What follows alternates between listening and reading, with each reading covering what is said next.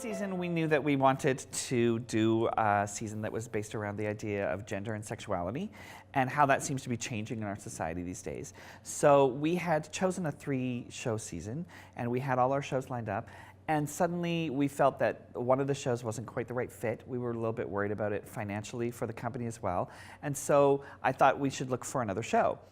And I happened to be looking at a website that I use a lot called www.indietheaternow.com. And it has a lot of listings of plays by people from New York, mostly, but a lot of independent theater artists put their plays on this site, and you're able to download them for very minimal charge. You can't photocopy them and you can't give them to other people, but you can have a library, an online library of your own. And one of the new plays that was listed at that point in time was a show called The Pink Unicorn by Elise Fourier-Eady, and it was a one-woman show, and I read the synopsis about this Texas widow and her daughter who decides to be gender neutral and start a GSA. And so I thought, well, that looks interesting. I'll do a little bit more research on it. And I found out that there was an online video of the playwright herself doing a performance of this because she's been touring it through the States. And so I watched a few minutes of the video and said, oh, I love this. I'm going to order the play. So I ordered the play and I read it and I watched the whole video and I loved it. And I brought it into work and I gave it to Ellen, our artistic associate. And after about 2 minutes, she started crying and said, oh, I love this. We have to do this. And then the next day, we made the general manager, Gina Moe, sit down and watch the video too. And she was like, yeah, we should do it. And so, so we decided that it was a really good fit for the, in fact, it was even better, it was an even better fit for the themes that we wanted to explore in this season. So in our first show of the season, Space, we wanted to sort of talk about the binary notion of male and female, and that's all there is. And if you're not one, you're the other. And so in that play, it's about 2 brothers in outer space. One of them turns into a woman, and then we see the dynamic between the 2 of them change and how the power dynamic shifts between male and female and that sort of attitude.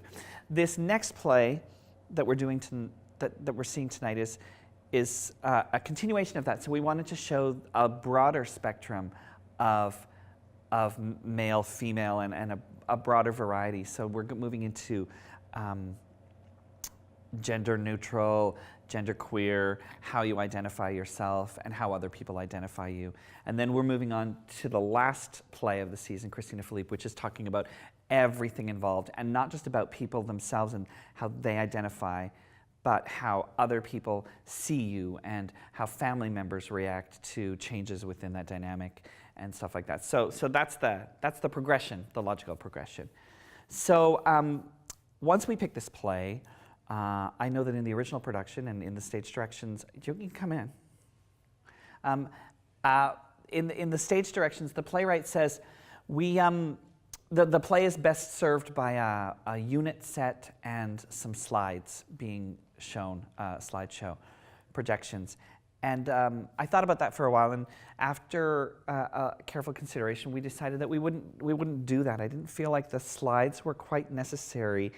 I want people to imagine the other characters using their own imagination rather than a visual that we give them. So we decided to go do away with the screen and that sort of thing, and go with something that's a little more presentational. So the character is described as someone who is supposed to be slightly off. There should be something off about the way that she's dressed, or her hairstyle should be off. And I thought about that as well, and after a while, it's set in Texas, and so I decided that what I really wanted was for her to be Texas. Big hair, matching things, looking pretty sharp. She has been raised by a Southern mother who puts a high emphasis on appearance, and the whole play is about appearance. It's about worrying how she appears to her neighbors, how she appears to the rest of the town, how the daughter is presenting herself. So I knew that it was very much about a construct of appearance for both the character, and I wanted that to be present in the set as well, so that it is a construct. It isn't a realistic interpretation of anything. It's something that is presentational for effect. So I knew that I wanted to corral Trisha Lee in a small area to be giving this monologue that the play is. And so I decided I wanted her in a yard. I wanted grass. I wanted there to be grass.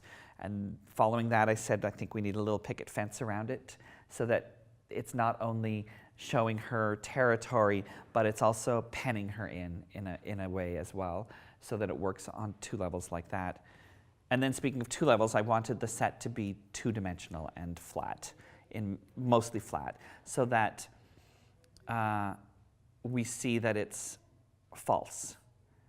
There's a tree on the set, but I didn't want it to look like a real tree. I wanted it to look like a magical pop-up book tree. I wanted the whole set to look like a pop-up book and be perfect in the way that a young girl would think things are perfect. So everything is pink. Everything is pink. We even project lights onto the blue backdrop that turns the sky pink in the show. So pink, pink, pink, pink unicorn. I went big on the pink. I have a picture here, which was my initial inspiration for the set. It's from a movie called The Women. It's a very famous film. And it's shot in black and white, and there's a fashion show. There's a fashion show in the middle of the show that turns into Technicolor.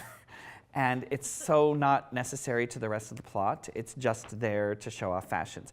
But there's a fantastic tree here, and it's all made out of printed paper. You can see goes over the tree, and there's little mountains in the background, and then the whole top of the tree is made out of lace doilies. And I said, I love that idea. So I stole it from this movie. Once we decided that we wanted to use lace doilies, we knew that lace doilies themselves weren't quite enough impact unless we used thousands and thousands and thousands of them, and I just couldn't do that. It was killing us to use the ones we did have. So we decided that we would cut some patterned paper, and I bought tons of wrapping paper in all kinds of patterns and shades, variations of a theme, and we cut them down to 3 different sizes. This is a medium, this is a small, and there's also a large, which I don't have here tonight. So we put on different patterns. This happens to be the same pattern, but we also put on the center of flowers for a lot of them, so that they would operate as flowers on the tree as well. We cut out large shapes for the leaf part of the tree, and then decorated on. The more we went through a couple of different moments during decorating the tree where we thought, we have way too many flowers here. We're not going to have to use them all. And then we went, oh my God, we don't have enough flowers here. We're going to have to make more. And so we started spacing out where we wanted those things to be. 2-dimensional on the tree was lovely to a certain degree, but then we realized that we had much side lighting in the show. Lots of things coming strongly from the sides or from above in the sides, and we knew that it would be great to put some texture onto the tree as well. So we started adding some 3-dimensional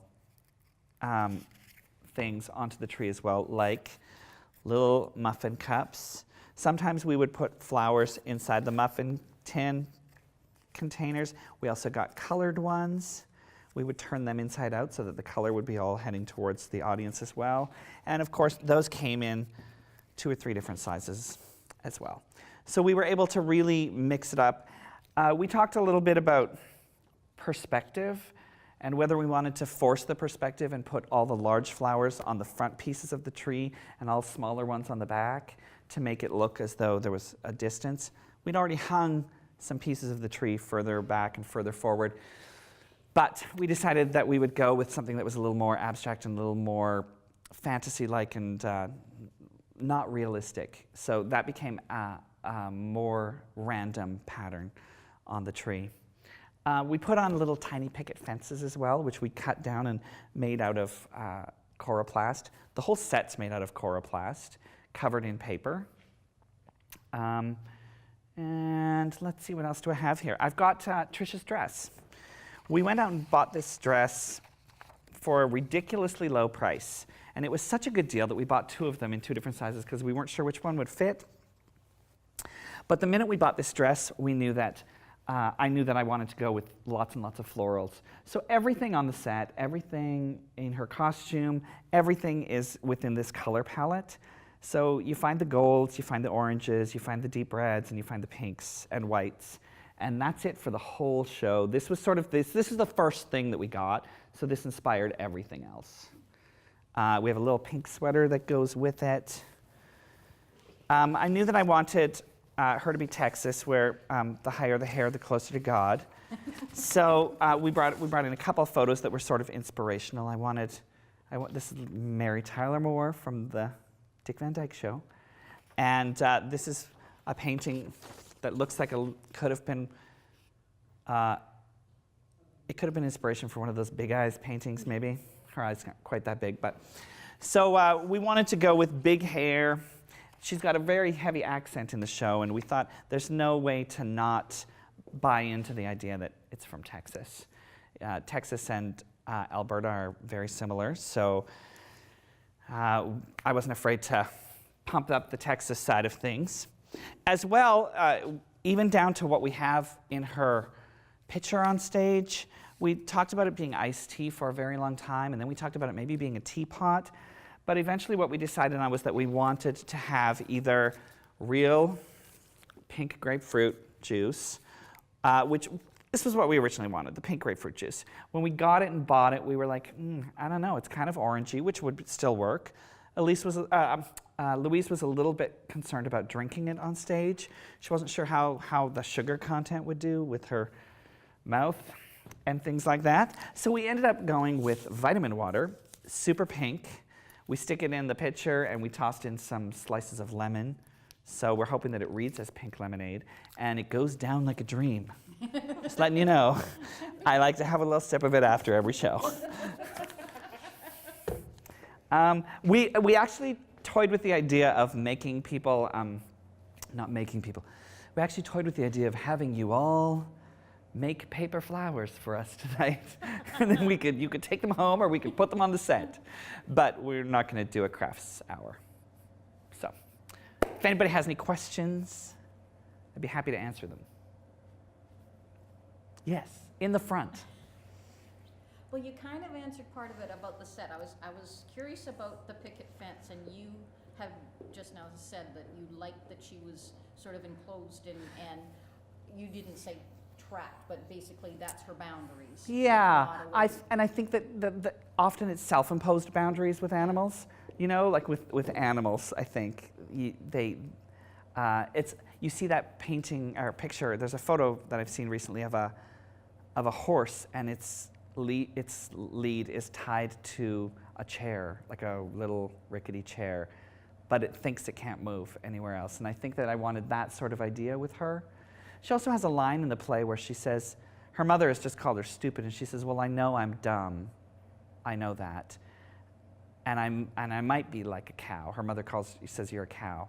She says, I might be like a cow, you know, just standing in a field, letting things happen around me. And that was very, that was a line that twigged in my head that I went, I like that. I like the idea that she's on display, trapped there.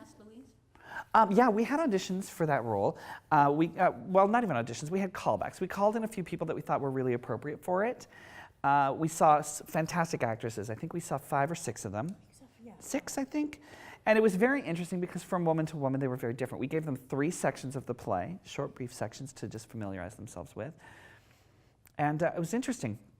One woman only read the sections of the play and hadn't read the whole thing. And she came in with a very, very strong, determined, tough kind of character. And it was just so not appropriate for this particular play. And so I said, can you try that another way? But most of them sort of came in with a general idea that was right. And then it was really hard because there were so many good actresses. It was hard to choose one. But I find Louise to be so warm and endearing on stage, and she's got that fantastically interesting voice. And she did something in the audition. Really she had a necklace on with a tiny gold cross on it, and she stood and she was talking and fiddling with this. She was running it up and down the chain on her neck, And it was something that both Ellen and I noticed in the audition, and we went, that's totally something that character would do. Play with her crucifix. You know, it was like, so, it was just one of those things that it just seemed sort of the right fit. And she's worked so hard. I mean, she started learning lines in November, I think, and to open in February. So she's worked really, really hard, and it's a marathon. The play's a marathon. Excellent, I think that's it. Thank you. Thank you. How are you?